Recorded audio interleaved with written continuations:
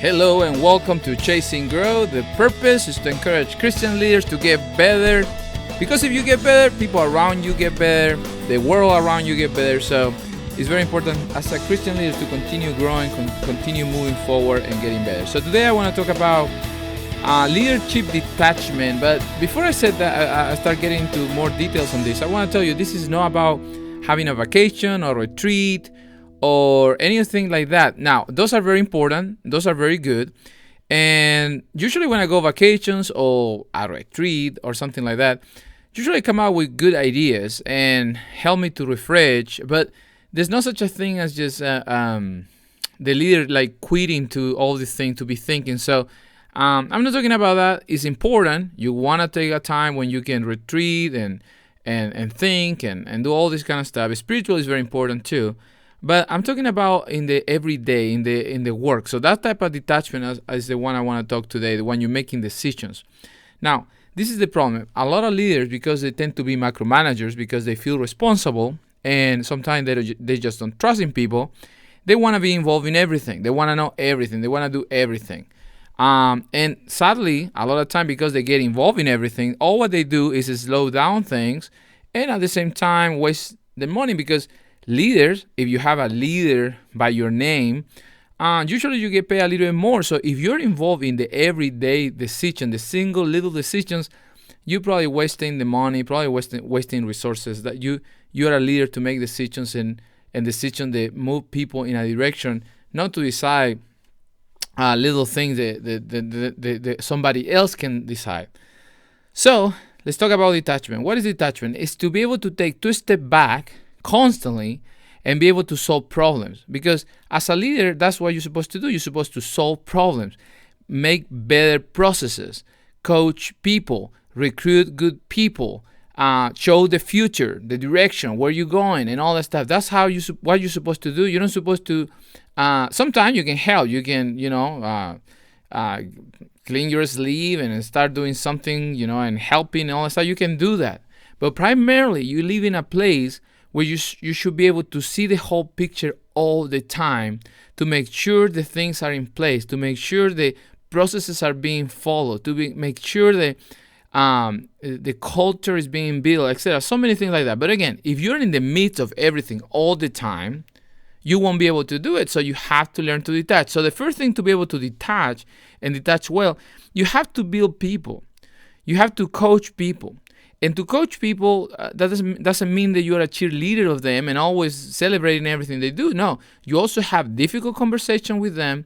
You also challenge them in probably areas that are not the best or the easiest for them, and they will fail, and that's fine. They will fail, and then you keep teaching them and coaching them. Yeah, again, you don't. A lot of leaders, people love them just because they're good cheerleaders. They praise everybody. They're always on the good job type of train and all that stuff, but they're never willing to have a difficult conversation to actually help somebody, especially if that person have to change something in their character, in their behavior, even the way they look. That can be a hard conversation. But you want to do that. You want to be able to be a coach and start building people, hiring good people, bringing people who can actually challenge you. Again, if you're a leader, again, they surround only by people who tell you yes to everything, you won't be able to do this. You need to become a coach that's okay having those difficult conversations, so you start building people. So you can start delegating. You can start delegating authority and ownership.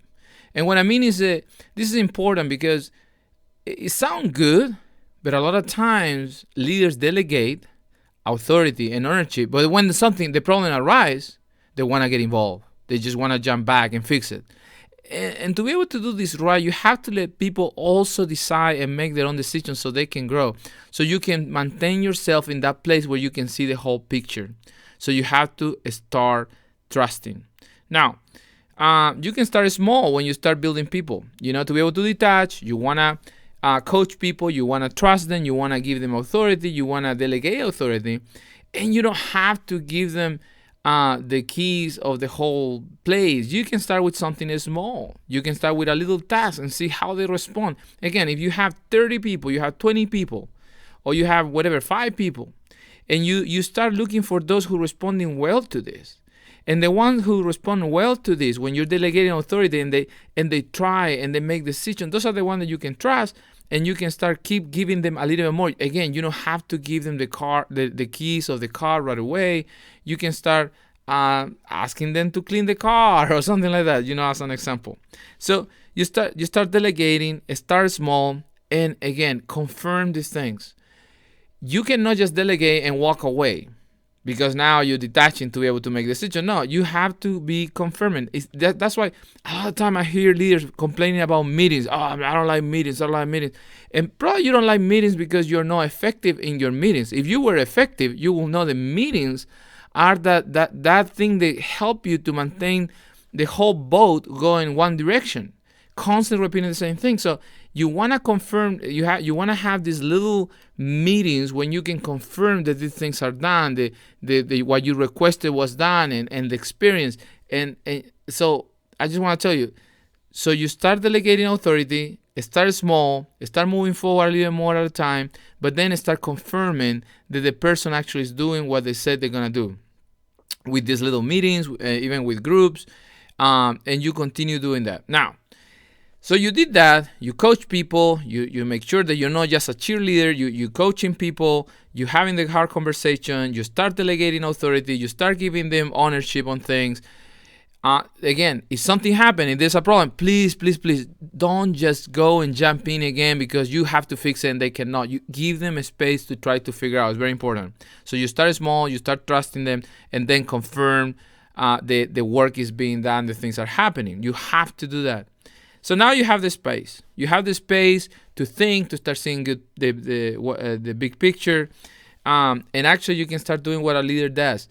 Making things better, examine a process, start looking into the future, anticipating all the things the leader is supposed to do because now you have the time and you're not involved in everything. Now, what is the risk of this? Sometimes leaders do this well at the beginning and delegate, and they do all that stuff, but they detach so much, they become out of touch. And what I mean is that they become so out of touch with the work they do.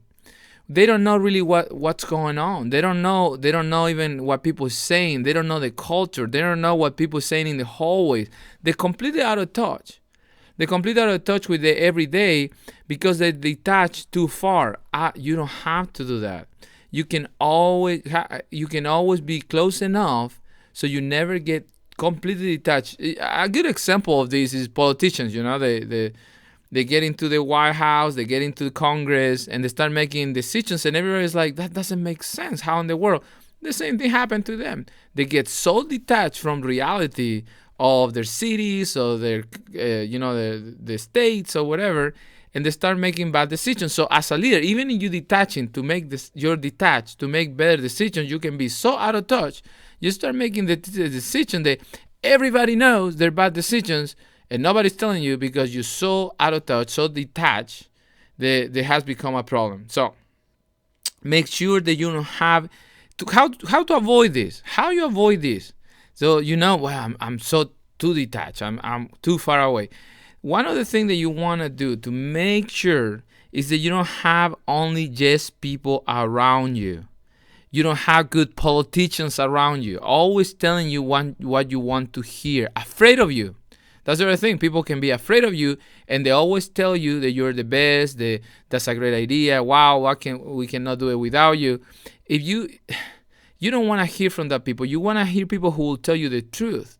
People who love you, and with kindness, they will tell you the truth, even when it's hurtful sometimes or difficult to digest. You want people who will tell you the truth. And sometimes the people who tell the truth, they may not have the best way to do it, or sometimes they emotionally be able to say it correctly every time. So you have to give them the space to do it without consequences, so they're not afraid they're going to lose their job, they're going to lose their position or something because they're telling you the truth.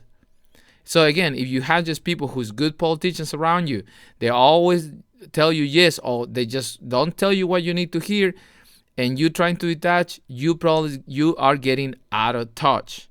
And again, if you start believing your own press from these people, oh, you're the best, oh, wow, and then you think you can do it wrong, and then you won't even realize when you get upset about things. They're so silly that you shouldn't be upset. Things that should be fixed. Things that should be fixed through a process. Things that should be fixed through a conversation, through a phone call. No, but now you get upset because this, because that. You just completely out of touch. Just remember that. You have to meet often with the frontline employees. You know what? I watched a show last night. My wife liked it. It's the Undercover Boss, which is kind of ridiculous.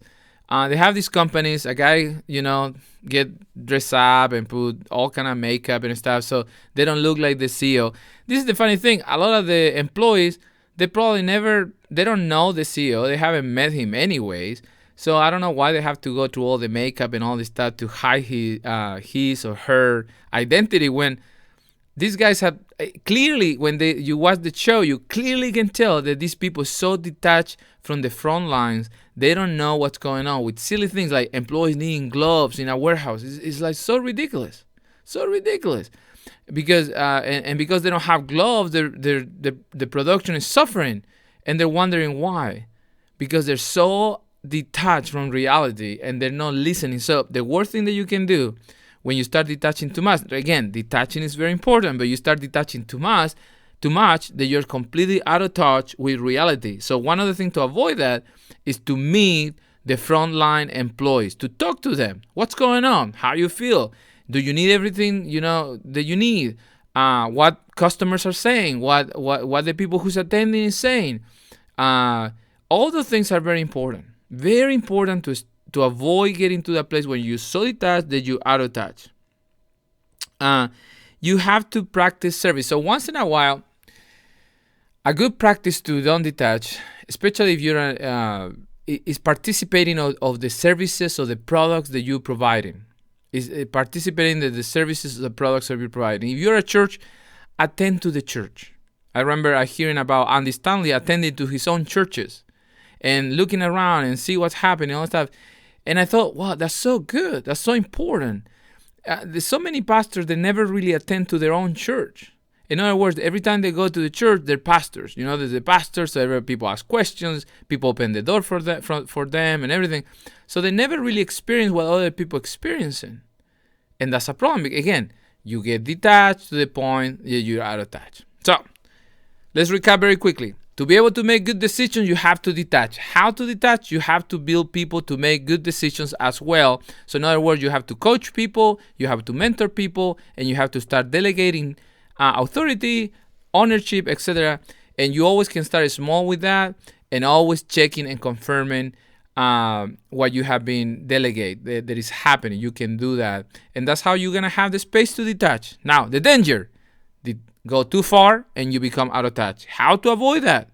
Make sure that you don't have just people around you, people who celebrate everything you say, people who never really tell you the truth. So many leaders just die and get destroyed because they have good politicians around them.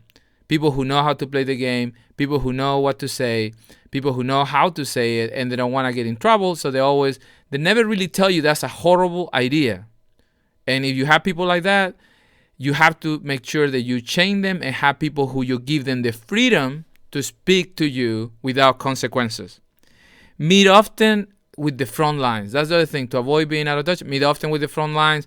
Be talking with people. We asking them what they need, what's going on, what customers are saying, what people are saying. You can meet with them often, and that, I'm telling you, that will pay off long ways. And finally, become a customer, become a somebody who's receiving the services that you're providing, a consumer. If you're not a consumer, this is crazy. If you're not a consumer of your own product, how in the world you're gonna be able to make better decisions?